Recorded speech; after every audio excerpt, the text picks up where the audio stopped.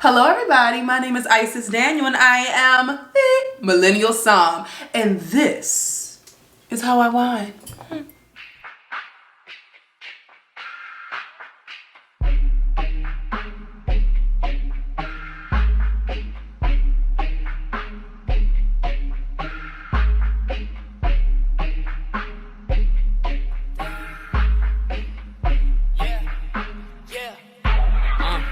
It's me and my chicks, see we kick back. Grab that Pinot from the shelf like a six-pack. Smooth brother with a bag, help you flip that. Break you off something sweet like a Kit Kat. To be a great song, you must sit back. Oh my gosh, you guys, there's just so much to cover in such little time. So please make sure that you like this video, share, subscribe to my channel, and turn on your notifications so you're staying connected, because this episode has to be split in two. My Paso Robles trip was absolutely insane, unpredictable, and amazing, all at the same time, seriously. But the first portion of my trip, we have to talk about, shout out to SIP Certified Sustainability Practice. Okay, they hosted a great portion of my trip in Paso Robles, so we're going to focus this first episode on them, and then on the next episode we're going to focus on me, because I was just out here wilding in Paso Robles, and you guys need to hear the story. So let's go ahead and jump into the SIP Certified portion, which we're going to talk about 4 places I got to visit that are SIP Certified. SIP Certified approved, that I think that you guys will definitely want to enjoy when you go visit. So let's get into it. First of all, Paso Robles is probably one of the cutest little wine country vibe places I think I've ever been in my life. I felt so comfortable and everyone was just so sweet to me. It was just an awesome experience just all together when we talk about the people, right? We can go to wineries, we can go to Napa, we can be fancy if we want to, but the overall vibe for Paso Robles is just like, relax, drink your wine, chill, go ziplining, look at this great art exhibit. Like, it's just, their vibe is everything you need when it comes to drinking wine, if you're not trying to be super snooty in the booty. I'm just saying.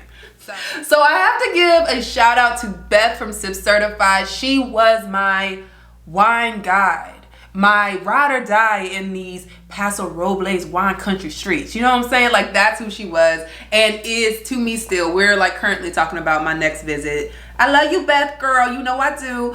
But let's just dive into the first place we went to, which was Margarita Adventures. This is where we went ziplining. Now, I told Beth when we were planning this whole thing, I was like, well, I'm not the type of person who just wants to experience wine going to, just wineries and kind of keeping it basic. I do not consider myself to be a basic You know what I'm saying? Like, I think I'm adventurous enough, right? So I told her that I wanted to do some fun things, and she mentioned going to Margarita Adventures to go ziplining, and I was like, yes, let's do it. And that's exactly what happened. So we went.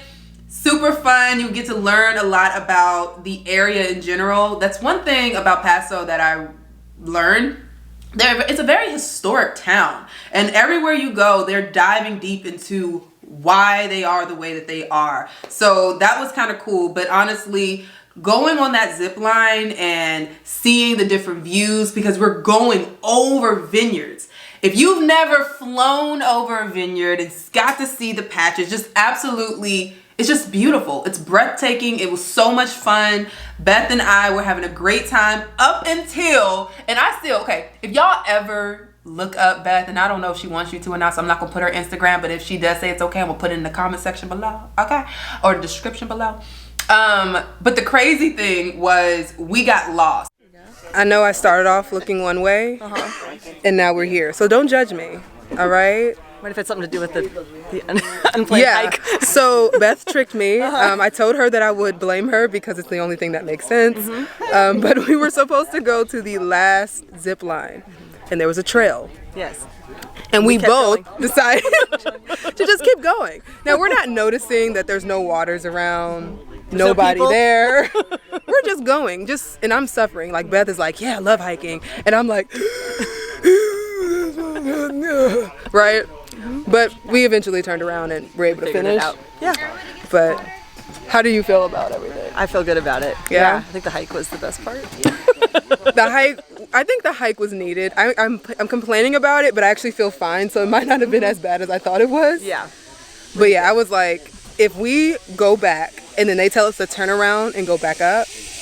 Yeah, that wasn't gonna happen. We were gonna get a piggyback ride, I think. I was. Yeah. I was done. So you have to walk through all of the, the trails to get to the next zip line. And one time we are just walking and walking and walking and we're going uphill. Beth is in shape, I'm not. Let's just like keep it a buck, okay? So we're walking and I'm all out of breath. I feel like I'm about to die. And Beth is just walking cool. And then all of a sudden we're looking around, we're like, we don't see any people. We don't see a trail. Are we lost? Whole time, y'all, we passed. When I say we passed the next zip line, we like passed that thing. And I was about to die. I felt like Beth did it on purpose. She was all in shape and I think she was trying to help a girl out. But like, I need to know. I need to know what the plan is.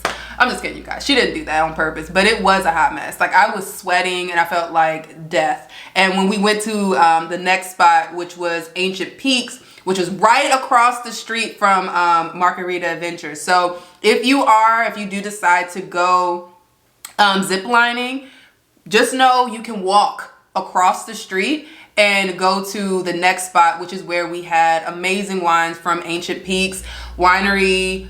I believe it's Winery.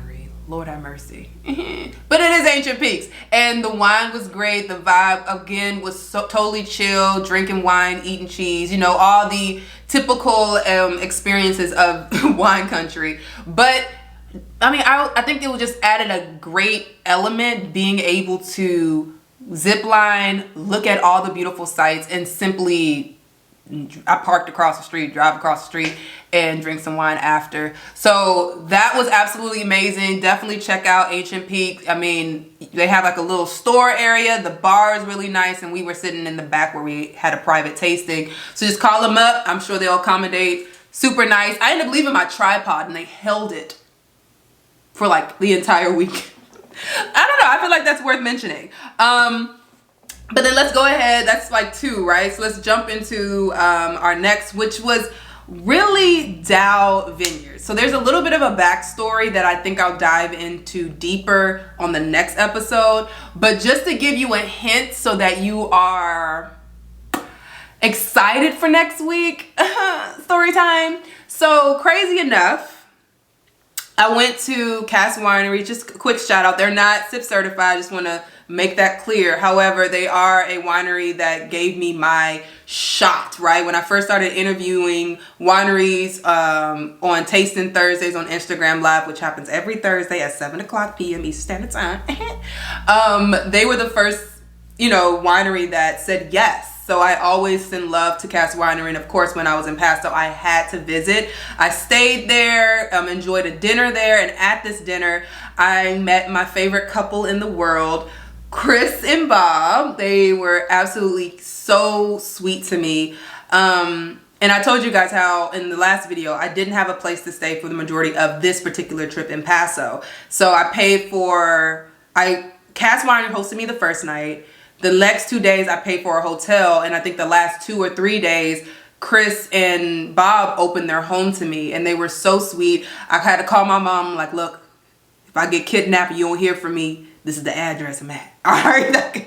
Because, they were so sweet. I met them at this dinner. They're just like, yeah, you can come stay with me. But when I went with them, they also decided to show me their home right in Paso. So we ended up going to Dow Winery, which was like this exclusive, super cute experience. It's very difficult to get a reservation there, but I definitely think it's worth going. I mean, just look at these views, honey. Look at these views, okay? The wine was spectacular. The food, the cheese board that we had was absolutely awesome. Service on a whole nother level. I mean, it was so cool. I was totally underdressed because I didn't know that we were going there. He picked, we didn't pick me up, but we all drove together there. And I mean, it was just amazing. It was just a beautiful, laid back It was like fancy, but dialed back. Like, you can be comfortably fancy, and that's definitely what the vibe at Dow is. They are SIP certified, so they are sustainable. So if you want to support a business that cares about the environment and their people, definitely go. Bob was treated like royalty, thus so was I. So I definitely recommend visiting them as well.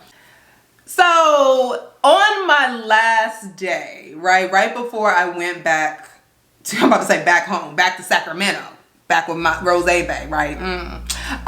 We went to Light at Sincerio, and I didn't fully understand what it was that I was signing up for. And it's not really even wine related, but it is, you know, definitely a, I don't know, community excursion. If you guys want to hang out with the community and also experience something absolutely dope and so freaking cool, you definitely have to go to this light exhibit. When I first walked in, I wasn't really sure what I was getting into. I mean, honestly, you just see a field full of these little bulb things and you're like, okay, I get it. It's going to be a light exhibit. So when the sun goes down, we'll really be able to experience it, whatever.